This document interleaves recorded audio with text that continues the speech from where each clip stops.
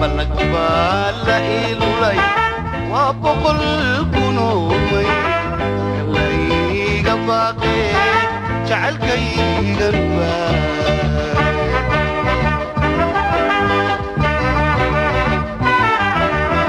بركلي ودوفي بركلي ودوفي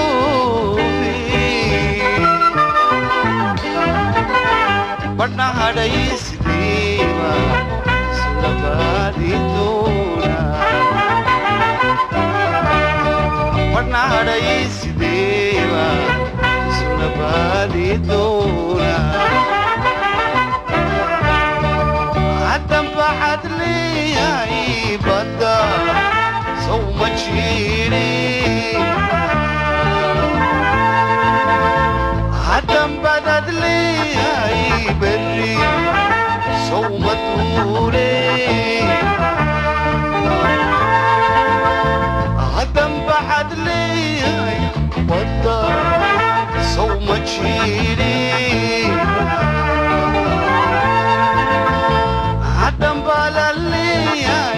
بري بري صومتولي صوب لع هلالي قلنا هيكونو شاي وما وبريستين الله يوم إذي بحي كسو دوادا برنامج كانوا برنامج قارا وأنو كويغينو تاريخي دينا عفانكا يا الله ونحريستي فنانكي وينايا محمد أحمد كلوع oo 17 bishan aynu ku jiro ee January ku geeriyooday isbitaalka magaalada Hargeysa maalintii xigtay ee bishan January 18 ahaydna lagu aasay isla magaalada Hargeysa barnaamijka waxay gal qayb galaya dadaan isleeyahay waxay ka mid yihiin dadka ugu aqoonta badnaa fanaankii Maxamed Axmed Kuluc ilaahay ha u naxariistee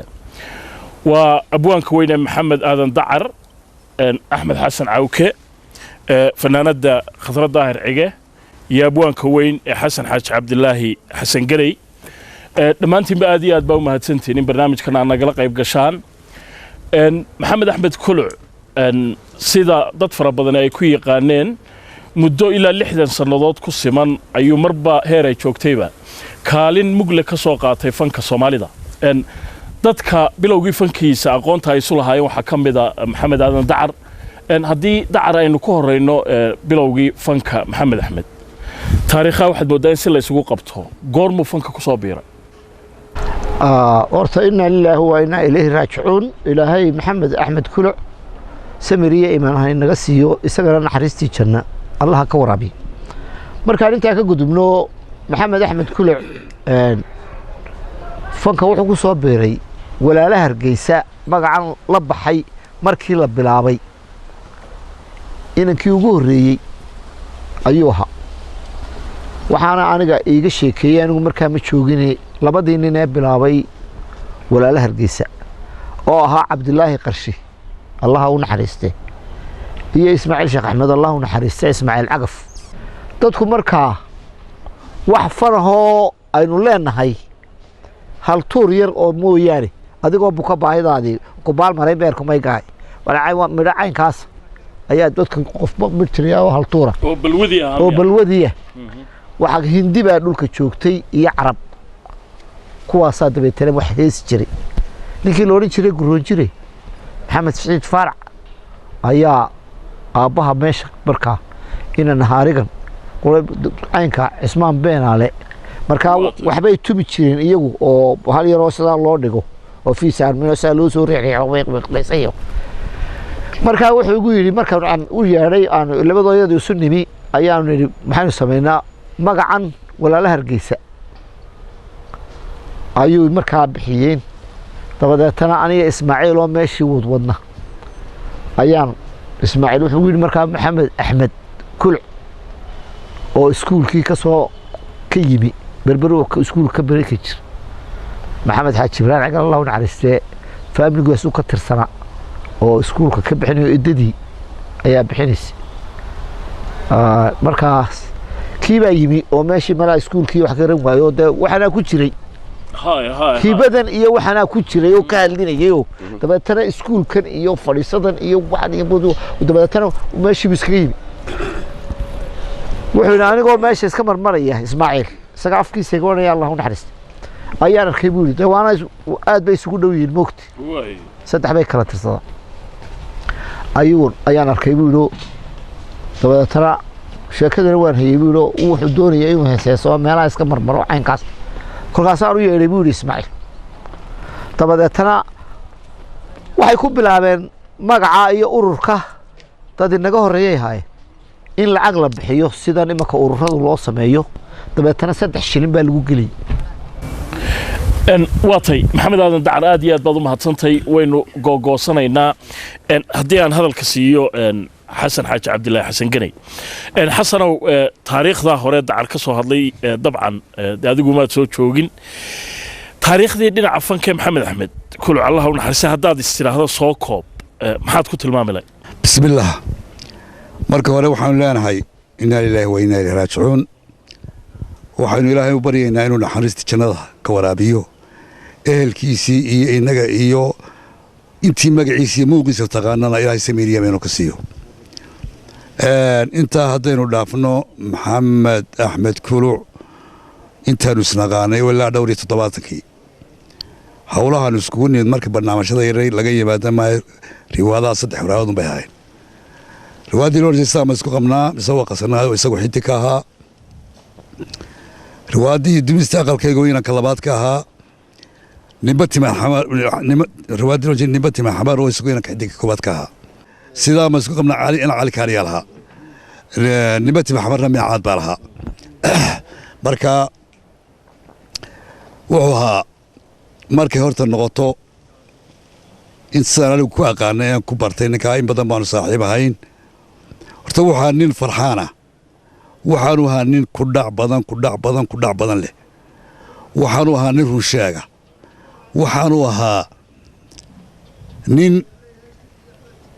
muxuu ahaa fanku dhiiggiisa ku jiro oo qiimeeya fanka qofna wuu soo hunguri buu soo doonta qofna waxa ku jira dhiiggiisa oo uu ka abuuray isagii ninkii Faysal loo jirayo waxay haayeen niman oo fanku dhiigooda ku jiro maxamed axmed allah u naxariistee waxaan ciidal wadaagi jirin baa jirta stage-ka marka loo soo taago nin wax la qaybsaday rag iyo dumartoona ma jirin ninka oo xaqiisa marin jiray ee buuxin jiray wuxuu heestu qaaday nimaan laga daba qaadi karin nin haybad badan leebuu ahaa marka maxamed axmed taariikhdiisa kale waa ka dacan nooga sheekeeyey ilaa iyo dhowr iyo 50kii baan malanayaa isagaa inoo jeceen ayaa guulahay gargaarayo ayaa gobonimada garanaya ayay la gambiyey gumaysiga shaqadiisii baa laga eriyey waana lagu mastaafuriyey anigu waxaan leeyahay ninkaasi waxaa halgamaaga koobaad waxaanu ahaa oo ay ahayd in maxamed axmed biladda haba in lagu talaabay laakiin waxaa ka horeysa markuu noolaba see loo qiimayn jiray taasaa ka horeysa waxaan leeyahay camalkiisii baa raacay khaatimo wanaagsan buu ku dhintay nin fiican buu ahaa nin kartila buu ahaa dee waxaan maxamed axmed taasan ka aqaanay cabdisalaanow xasan aad iyo aad baad u mahadsantahay waynu ku soo noqon doonaa dabcan kaalintii uu ku lahaa taa xorriyadoonka oo si gaar ah aynu soo qaadi doono khatra in badan baa adiga qudhaada soo wada shaqayseen allah u naxariistay maxamed axmed kuluc isla su-aasha xasan aan weydiiyey haddaan ku weydiiyo kaalintiisii dhinaca fanka tilmaan noocee baad ka bixin lahayd بسم الله الرحمن الرحيم إنا لله وإنا إليه راجعون محمد أحمد الله نحرسته عبد السلام نور تاريخ محمد أحمد أنا قهرت هو يجبدني يحي أو قضياش هو يجبدين تتكلم بدنه يجبدين لكن أنا بندبير شيء وحنا ملينا يا إلا دوري صدق سنود محمد أنا نشقي أنا أكتوجني inkastoo nasiib daro aanan aniga maxamed riwaayada wada dhigin aan gaar isugu nahay laakiin safaro waan wada tagnay maxaa riwaayad waxaan isugu nimid riwaayadii ugu dambeeyay ee 87kii aanu ka dhignay Abu Dhabi xishood iyo jacayl ayaa isugu kaayo soo dhawaa iyo riwaayad aanan dhigin oo ahayd riwaayadii xorriyo la oran jiray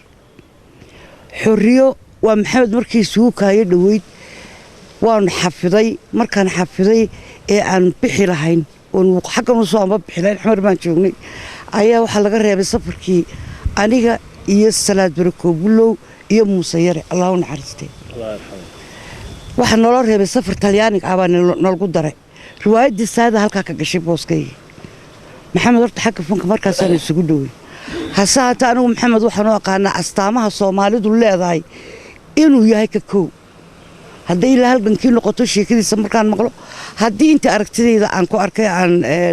aan ka sheekeeyo maxamed waxa weeyaan qof ilaahi ilaahaba qaatay laakiin waa qof dhif ku afanka ayuu ka mid ahaa labiskiisa quruxdiisa actionkiisa waxaad moodaysaa maxamed markuu wax matalaya iyo markuu caadiga yahay waa the same uma soo diyaar garoobo laakiin hadalku ku leeyahay waa hadal aad aragto inuu qof fanaan sheegayo uu yahay akhlaaqda ayaa ka dareyd dabeecad wanaagga ka dareyd waxa ka dareyd qabyaalad buu aqoon maxamed axmed dadka oo dhan way isugu mid ahaayeen marka intaasaan ku soo koobi lahaa soo dhawow waxaan kula soconay arrinkuna waxa weeye xaaje aad hore u ogay jacayl soo jiray weeyo soo raagay in badan la hadal hayay ninkii ay isku ogeeyeen sidaas ayaa noo ka soo diray waxba kale nama odhan wuxuu yiri gabadhu waa ay rabtaa anna raalli baan ka ay mar waaxid meherkii goorta uu noqonayo afkeeda ka soo qaada maxaanu nidaahnaa aawo abeen dambe ka jeceshahay noo sheeg dumaashi ما حما وركاسي وروناكسن ويه لكن دماشيدا انغنا روح دمرانا سيبا دي غبدا marka indhihiinu ama igu badan yihiin hal qof miyaad igu soo fasaxdaan waa runteeda waa gartay waxa laga yaabaa in la xishoonaysa innaka waatay axmed xasan cawkaan u gudbaya axmed dabcan dee adigu fanaan ma dahay laakiin fanaaniinta aad baad uga agdhaweyd wariyaasha marka laga hadlayo dee ninka ugu dhow baad ahay maxaad ku darleed intaa cabdisalaam horta inna lillahi wa inna ilayhi raaji'un isaga yeyntii ummadda nabi maxamed ilaahay ha u naxariisto dee mar haddii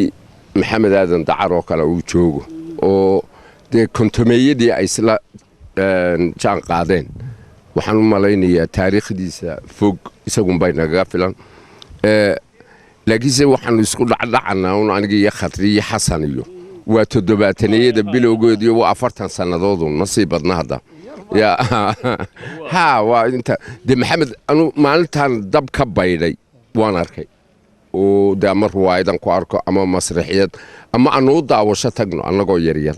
yani maxamed wuxuu hadee qof la daawado laakiin annagoo isa soo hor fadhiisano isa salaano meelshaha ku wada cabna waxaanu malinayaa imika waa ilaa 43 sano meelahaas ayay noqonaysaa من الدواء ووقت قالب محمد الدبان وقالوا أنا وحن وهايستا إنه لبه الجن حوق لو كقريب قال محمد لبده الجن وحويا كي حرم الدون كي سدا صاحب بدي إيو ولا شيء خطر بكودواتين وده إلا قوم مسافري ودبد لما جينا دخلهم بقى موت إنجليز كي وجي وتا وحنتكو جرسا إنه هالجن كاسي hal abuurnimada ka soko uu ahaa ninka koowaad ee dhaqaajinayay waayo codka uu soo gudbinaya ereyga uu sheegayo yani waxaad ka dareemaysaa markuu ereyga leeyahay waad dhadhansanaysaa markaa dadkii heesii uu qaadiyey codkiisii wanaagsanaa ayay dadkii ku kaceen halganka alla iskuma hayo inuu koow ka ahaa dadka heesa halganka labaad uu ka qayb galay waxa weeye kii fanka fanka laftirkiisu isticmaar buu ku jiray yani kanuun maaha ingiriisku inoo yimid uu dalka joogay isticmaar buu ku jiray oo xitaa gabadha aan magaceeda loogu yeedhi jirin ma baxsan baaye ma magool baaye ma guduuda carwaaba ma maandeeq baaye waka mayftin baaye yani dee imika ma dalays baa xagga marka la ego ma duniyaayo yani maxamed wuxuu guntiga u xidhay ilaa uu ka godgelayda horta wuu ku guulaystay ومركي حرمدون كي إنجليز كلا اعترافي هالكني سومالان أيها حدنا إلا سكول درس أيو كي فنك وهالجن كي سيجلا إلا يجنا اعتراف كي هو صادر وما أنت مركي كوصل بيرتي ولا شيء خطري تخطر الظاهر عقال لا لها لو ما بحين موتي إن لا يرادو إن ها daruura iyo dee magaca sidaas oo la qariyo yaa marka halgankan uu ku guuleystay ilaa iyo ictiraaf u yeesho maxamed waxaan ku aqaanay cabdisalaam oo ilaahay ha u naxariistee waxaad moodaa inuu nasiib u helay suugaantan ereyada wax gudbiya ee quruxda badan leh ayuu isagu siday tahay ayuu gudbin jiray markaas waxaan ay yiraahdaan dadkan af ingiriisiga lagu dhaha captivation yani uu kugu sooraya uu kugu marti gelinaya ereyadii ma khasaariyeen ereyadaad maxamed u dhiibtaa maxamed waa dhadhansi buu lahaa waa captivation kaasoo kale oo qofka fanka loo garto waa akhlaaq wanaagsan waa xaraga badna xaq dhowr badna uu dadnimo wanaagsana weligii maxamed oo qof le waxa ii dhimanara dadku xitaa way saxaadan laba saaxiibi weli leeyma soo taaga aniga maxamed ilaahay naxariistiisa naasi waynu isdee googoosan dinkuna ma dhuuniyadu dalbada abaarta afka uu diida hadugugii taake annadoo yaable sidii u kaadiray adiga mooye dubar kale ma eegi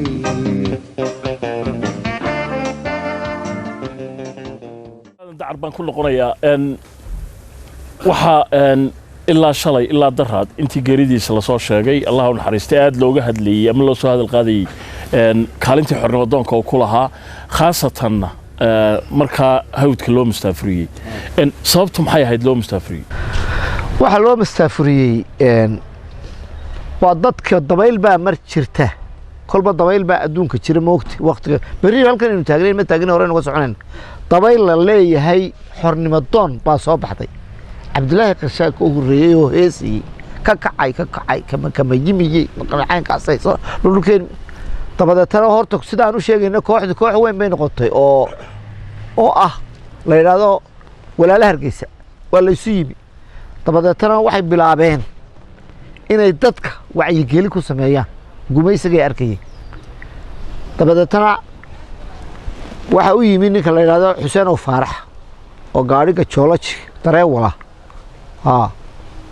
ma joogsado joolajaan hay'ad maqashay dagaxay ku jireen sida ay ku jirtaan jaleeca yeesa dadku beed lagu yaqaano caynkaas ay lahaayeen dabadeetana Xuseen oo Faarax baa meeshii loo dhigo Ismaaciil qaaguftiyeed xaqaas uu iska qabtay ninka la yiraahdo Cali Sugulle oo marka la yiraahdo abwaan anigu waxaan ahay anigu hal abuur baan abwaan wali ma gaarin laakiin Cali Sugulle oo kale waa abwaan baan qorqoray kaasaa yimi oo isna u shaqeeyo oo dawladda Karaaniya oo maxkamadaha yaalka ku shaqeeya oo isna wax tirtiriya kowri saaxiibada oo inta ay sirteen sanduuqiina meel oo dadku erey baa la hayaa oo laga hayaa kiiba yimi isaguna dabeetana wuxuu noqday halgan kaasa la bilaabay Cali Sugulle midho sameeyay uu dadka ka dhaadhicinayo oo maxay oranayeen markaa wuxuu leeyahay guunyada loodu waa garaadantay buu gaajiya ma ogolaha raad gelino gawdhiya u shaway ka gubata haddaan la gunaynin looma galo gujada weyshu waa tagaagixisow haddii la garaaco godol male mid walba wuxuu ku soo goynaya markaa beydka hore mid walba wuxuu ayaa guulaheen gargaarayo ayaa gobonimada garanayo ayay la gabiye gumaysiga maxamed xamed buu dhibi dabadeetana ingiriiska dhulka haysta markaa dabadeetana maxamed axmed baa heestii ragannimo iyo karti ilaahay u dhaliyay intuu qaaday midhihii heestan ciid la yiraahdo markaa codad ma jiraan codkan iyo waxaan la isku sameynaya ma jiraan afar cod oo jira un baa ninkii midho soo sameeyay markaas uu gelinayo heesta ciid la yiraahdo dabeetana ku qaad idaacadda record ma jiro waa live oo markaa shaqaalaha dawladdu ka tirsan waxa la yiraahdaa dheelbay baa loo jiray shaqaalo joogta maaha maalinta qofku shaqeeya qofku shaqeeya baa waxa la siinaya isaga Ismaan Maxamed Cabdikariim Allah u naxariistay Umar Dhuule Allah u naxariistay Maxamed Salaabaan tabac Allah u naxariisto looga yeeray reer Jabuuti buu haaye waa heesta loo yeeray inta warqadu qoreen loo yeero halkoo dabadeetana heestii buu geeyay meesha heesta markaa aad tagtid meesha ayaa dabadeetana lagu outlet outkaad ku qoranta berito maalinta caynkaas aad leedahay idaacadda waqtigaas soo gashaa dabeetana meeshu tagay heestii buu qaaday oo markaa idaacadii ka baxaysa oo idaacadda ka baxaysa live ugu baxaysa markuu heesi qaaday ninka ka sii dhiiranaa waxaa ninkii operatorka ee qaban ee farsamo yaqaankii wax qabanayay ee rikoorka duubayay waan u malaynaya inuu ahaa ninkii daramle uu ahaa abtiga kamuu joojin markaasna isagaa uu dhiirigelinaya nin dhiirin wuxuu haboosay wuu ku badheereysbee wuu ka baxsaday shaqada wuu ka baxsaday markii dambe isagu kaliil baa loo jiraan u malaynaya marka wuu qabteen wuu sii daayay idaacadii dabeed adduunka oo dhan bay ka dhacday hayaay ingiriiskii dabeetana waa loo yeeray maxay noqotay halkaasaa dabadeeto kiis markaa ingiriisku nin caqli badan buu ahaa maxamed axmed wuu xidhi karayey ama waa sidaan imika dee loo toojirnaa waa la dili karayey laakiin nin caqli badan baa wuxuu yidhi haddaad imika waa wixii idaacadda caynkan qabatay haddaad qabatood imika waxaa ku samayso dadka waa maya wuu kacaya dadkaasii kacaya imika nin weyne magacaada imika axmed xasan cawke imika inagu halkan u fadhino nin soo baxo oo dhagax ku dhufto ummadda oo dhan baa kacaysa dee ha waa lagu kacay markaa wuxuu yidhi maxaa la sameeyey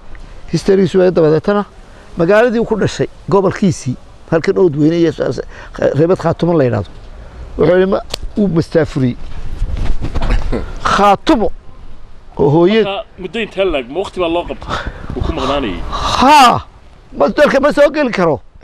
ma soo gelsan imika maraykan iyo laysaga soo masaafuriyey baashi ayaa loo mastaafuriyey waxaana lagu mastaafuriyey waa dhaqanka iyo gobonnimada marka muddo intaa laag ma waqti baa loo qabtay uu ku maqnaanayay ha mudduu ku maqnaa dabeetana markii dambe ayuu soo galay oo dee dalku wux iska ahaa dal furan kantaroor ma lahayn markaa maxamed axmed halgankaasaasuu ka soo qaatay halganka sidaa uu sheegaya cawkana halganka fankana wuu soo qaatay wuxuu aniga cabdilaahi qarshi iga sheekeeyey riwaayadii noogu horreysay buu yidhi aanu dhignay wuxuu ahaa riwaayadii la sameeye waxaanu anagu kaga dayanno habka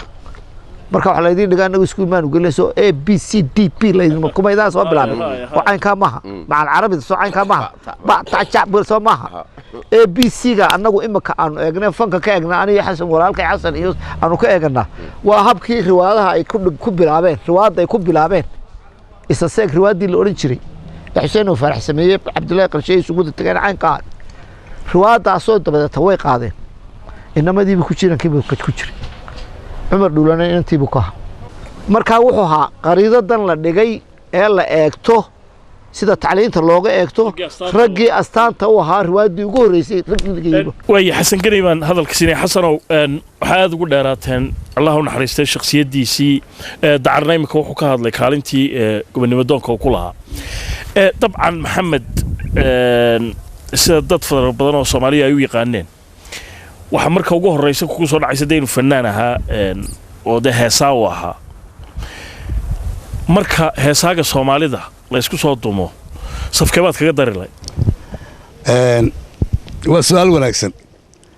waxaan kaga dari lahaa horta meel waxba cidna ka siin maayo horaan u sheegado xagga stageka masraxa joogista istaagiisa cidna waxba ka siin maayo waxa weeyaan qofka ugu horreeyey waa sidaa uu cawka sheegayna kelmadda adoo halkaa jooga ayuu macnaheeda ku siinayay waxaanu ahaa nin af soomaaliga aad u yaqaana hees xun haddaad u dhibto kelmaadka jecsan muu qaadan jirin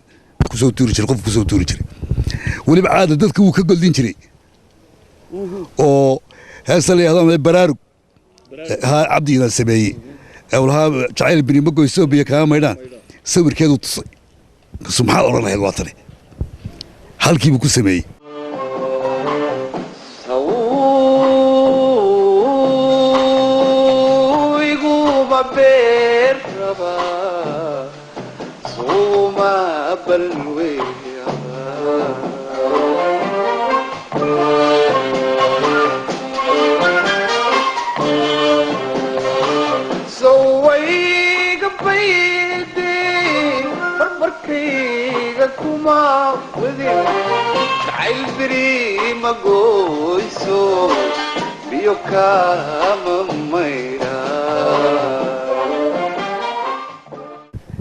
deelaydu markay soo baxday shiinlaydii isagaa sababay inuu cabdi idan allah wada naxariiste yidhaahdo war bahashi biyo batalqabiga noqotee dee leydii nin waliba waa kanoo wadda iska soo dhexgelayaa bahasha ha la kala hadhee shime ha la kala hadhee muxuu xaraf midhayar shiinleeda u roga gabigii ka soo baxay quruxdiisa sheek haddaad garato quruxdiisa gabigii waad ogeyd wuxuu intaa dheeraa dadka wuu ka godlin jiray marka cod markay noqoto dee ninka isagiiyo waxaa la odhan jiray waa kee isagii maxamed saleemaan labada nina ugu horeeya isagii maxamed saleemaan gruubkoodii maca gruub hore maca gruub dambe sida aniga aanu igu qiimaysan yihiin gruub hore iyo gruub dambe laba maxamed ayuunba anigu leeyahay waxa wey waa muxuu ahaa kan iyo kan oo badanaa la siiyo maxamed saleemaan saa la sheegana nin xaraga badan buu ahaa laakiin waxaan cidina ku gaaraynin maxamed allah u naxariiste waxaan cidina ku gaaraynin masraxa marka loo soo baxo hadday halkan isku soo dishaan oo baxo markuu yimaado waa inaad dhunkataa yacni giistaaga quru halkaa isa soo taagay ayuu xalla wixii hadday isdishaan qof isdilaan ilaa dadku isku dhacay carabkii laba daamba isqaniinee hadday markaa isku dishaan oo u baxo stageka markuu ka soo noqo adoo dhunkanaya madarkiisa marka maxamed axmed allah u naxariiste nin caynkaas cabdisalaam wuxuu haddii aad wax iga weydiisay anigu dee dadku waa kala dooqdooq waxaa laga qaar badan inay u yaqaanaan dee cid kale ay siiyaan annagu se colkaygii hore dacar wuxuu yidhi hal abuur baanahay 10 riwaayadinka badan nagu sameeyey annagu waan isqiri jiray waanu isqiraynaa laakiin dadka imka yare joogaa iyagu muxuu ahaa iyagunbaa jira iyagoo waxay dhashayna way sitaan wuxuu ahaa markaa anigu dooqayga aan eego aan idhaahdo maxamed saleemaan iyo maxamed axmed waxaan leeyahay labada nin ee ugu horreeyey aniga iyo xaggayga ka yihiin saasaan waqanaya khatra hees hortaa wada qaadi jirteen marka laga soo tago googooska xishood iyo jacayl ee aad sheegtay in abudabay ku wada dhigteen 7 mooyaane heesaha hore wada qaadi jirteen ma jireen maxamed axmed haa riwaayadihii ugu dambeeyey ee aan wixii aan la heesay maxamed axmed waxaa ka mida riwaayad markii ingiriiska aanu tagnay aanu dhignay oo la yidhaahdo waraabii gebgablaa waagii baa ku guduutay wuxuu matalayey markaa ninka anigu dhulkii baan matalayey isna wuxuu matalayey ninka gumaysanaya dhulka ayuu matalayey ninka dhulka gumaysta ayuu matalayey marka heese dee macaan baa riwaayadda wallaahi ku jirayoo aad u wanaagsan su-aasha xasan haddaan kugu celiyo khatra maadaama aad adiguna dee fanaanad weyn noocaana aad tahay marka sidaa loo qiimaynayo fanaaniinta soomaalida heerkeebaad ku dari lahayd maxamed axmed wallaahi cabdisalaanow sow waxaynu idhaahno qofkaasi waxa qorqadu ku yahay ma jirto maxamed fanka wuxuu ku ahaa macnaha sidaa xasan u sheegay oo kale kamankaa xadhiggaa la garaacayo qofka halkaas soo fadhiya ilaa uu sidaa yidhaahdo uu jidhkiisa intuu dhegaysto maqalkiisa golo oo uu yidhaahdo sidaa u fasaxo horteed muu heesi jirin siyaabahan ka arki jiray macnaha markuu heesayana dareenkiisa wuu ku tusaya hadduu geed tilmaamaya hadduu geel tilmaamayaba waad halkaasaad ka garanaysaa marka anigu safafka ugu horeeya ayaan anigu ka aaminsanahay maxamed axmed allah u naxariistay axmed xasan cawkaan u gudbaya cawke geeridu waa xaq waa la wada dhimanayaa laakiin qofku maalintu baxo ayuunbaa la gartaa qiimihiisa inta badan soomaalida maxaa ugu weynee lagu tabayaa badan leed maxamed axmed horta tan ay dee walaalahay ka soo hadleen iyo walaashay xagga kaalintan marka la qiimaynaya dadka horena waan u sheegay waxa weyn werintuna way leedahay fankuna wuu leeyahay oo waxaa jira imika daanuusaana yaqiinsanahay maaha yani saaxiibbaatiin cabdisalaam oo uu ku ag fadhiya malihi tusaalaan u soo qaadanaya haddii barnaamij wanaagsan oo qurux leh ama isagu ha diyaariya ama qof kale uu soo diyaariya aad u dhiibto waad kaga seexanaysaa dadku u soo jiidanaya laakiinse waxaa jira dad haddii aad u dhiibta barnaamijkii oo hadda dhadhankiisa iyo macaankiisa aad yaabto dadku iska xidhayaan fankuna waa saasoo kale un maxamed wakaalinta koowaad ayuu ahaa waxaanan ugu sii qiraya mar hadday fanaaniinta waaweyn u qiraan iminka dadkan dambe hadda dadka dambe aan uma sheegayo qoladan 90 ka dambeysay waa marka laga soo bilaabo Axmed Cali Cigaal iyo kooxdiisii wada qoladii dambe qoladii hore waa xasan uu ka sii dambeeyay qolada sheegaya yani labada fanaane aan nimanka aan qadariye kamida oo wax loo dhigaaba aynay jirin xasan aadan iyo Axmed Cali Cigaal ba kamid xasan samato labaduba waraysi aan la yeelanay iyo imika Allahu naxariisto markuu geeriyoodayba oo la weydiiyay ayaa waxay u qireen inay yahay qof ay ku dayin jireen marka aanu halkaas ma iska taaga haddaan kugu celiyo Axmed maxaa ugu weynee lagu tabi doonaa bay kula tahay in allaala inta aanu sheegnay baa lagu tabaya golajo yani cod wanaag akhlaaq edeb xishood de xagga kalena de ilaahay baa deeqda bixiye waxaa kalena uu ka dadaalo de caruurtiisaaba aad u badnayd oo deeqdaasina xaggaasina waa halgamaabaynu ka odhan karnaa ismuu dhiibin maxamed tani maalintuu dab ka baydhay kaftanna hayga ahaatee waa ilaahay tafiir wanaagsan buu ka reebay oo fara badan marka allah u naxariisto maxamed aadan dacar baan ku noqonayaa waxaa soo qaadeen dhammaantiin marka masraxa uu taagan yahay iyo siduu wax u gudbin jiray muxuu kaga duwanaabada oo leed fanaaniinta kale ee Soomaalida ama isku waqtiga ahaayeen ama kuwii ku dhadhawaa ku tuman maayo oo in badan baa laga sheegay maxamed axmed wuxuu ahaa ninka ay ku daydaan ee khadka uu dhigayo aad yaabayso moogtay waxaanan aad iyo aad loogu xusuusanayaa halkuu gaadhay ninkii feerka ugu sitay maxaa la odhan jiray kale maxamed cali kaleeb soo mu ahay dee maxamed cali kaleegaas heesaagu ahaa markaa waa tay xasan ganay gabagabadii barnaamijkeenu maraynaa waxaan jeclay inaan ku weydiiyo maxamedna dabcan allah u naxariistee dee waa isi soo gaadheen intii dambe waa wada shaqayseen kaalintu fanka ku lahaa waxba kuguma seegana kuwan dambe imika jooga ee dhalinyarada ee fanka ku cusubi maxay ka baran karaan bay kula tahay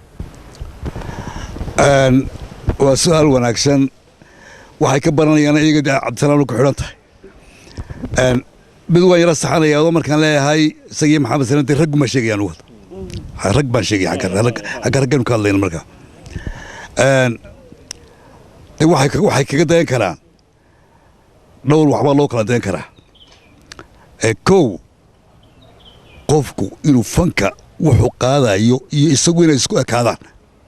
wuxuu yahay iyo isagu inay isku ekaadaan waayo haddaan imaka halkan ka idhaahdo oo fankaygii wax noqdo aniguna aan wax noqdo markaan suuqa tago waa laba weji waan shaqa isku lahayn marka taa dhowrsanaanta iyo fanka qiimihiisa iyo wuxuu xambaarsan yahay uu doonayo ummadda inuu u gudbiyo iyo markuu wax sheegayo maxamed axmed allah u naxariistay riwaayadda dumista aqalka iyo arooskiina kayga markuu hees la odhan jiray hadhuub caashaq waxaan ku waya hadhuub caashaq markuu qaadayo ilaahay wuxuu ogayo godkaanu wada geli jiray wax alla waxa dhigayaa godkaanu wada geli jiro intaa uu heesta qaadi qofna uu dhaqaa jiray halka godka maxaa laga eegayaa ila dadkan way heesaanay midhu waliba siduu yahay ayuu kugu sheegaya markaasuu actionkii raacinaya markaasuu codkii macaanini raacinaya marka qofkuna waxa weeyaan waxa kudayashadu waxa weeye inuu qofku midhuhu qaadiyo horta kartaa haddaanay dhadhan baa lahayn marka horeba inuu iska inaanu taabanba u celiyaa markuu qaado xitaa cod iyo midho labadaba waa inuu iska eegaa markuu wixii soo shiilo oo yimaado wax dadka uu geyn karo waa inuu dabeeto xaqeeda iyadoo marin isagoo marinaya dabeeto dadka uu siiya oo uu qaybiya lawa casharka inuu gudbiyaa marka casharada faraha badan leh ayaan isleeyahay way ka baran karaan waaye intaasna waxaanu ku soo gabagabaynaynaa barnaamijkan oo aanu ku eegaynay taariikhdii dhinaca fanka iyo weliba shakhsiyaddii ilaahay naxariistii jannaha ka waraabiye fanaankii weynaaye maxamed axmed kuluc oo bishan aynu ku jiro 17keedii ku geeriyooday magaaladan Hargeysa maalintii xigtay ee 18kii bisha January-na lagu aasay magaalada Hargeysa ilaahay ha u naxariisto barnaamijkina waa naga intaa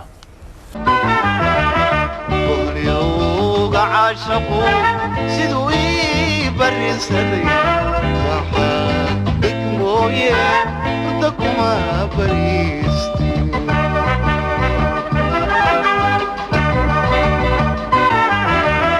banjogtiyo ugaadhiyo